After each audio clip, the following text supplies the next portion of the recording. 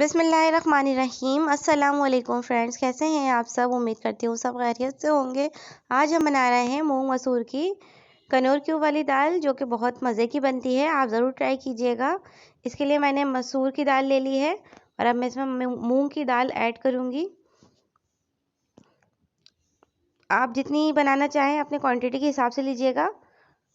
मैंने एक पाव के करीब ली है दोनों दालें।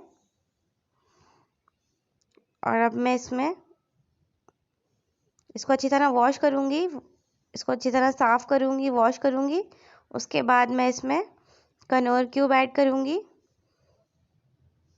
अब मैं पैन में पानी गरम करा है और इसमें दाल ऐड कर रही हूँ मूंग और मसूर की। मैंने इसको अच्छी तरह धो लिया है। अब फ्रेंड्स, इसमें हम ऐड करेंगे कनौर क्यूब। मैं 2 यूज़ कर रही हूँ क्योंकि मैंने कम दाल ली है। आप ज़्यादा लें तो फिर ज़्यादा डालिएगा। इसमें मैंने अपने टेस्ट के मुताबिक नमक और थोड़ी सी कुटी हुई मिर्ची ऐड की हैं। अदरक लहसुन का पेस्ट ऐड कर रही हूँ और इसको अच्छी तरह मिक्स करूँगी। इसमें मैं ऐड करूँगी थोड़ी सी हल्दी, ½ टीस्पून से भी कम।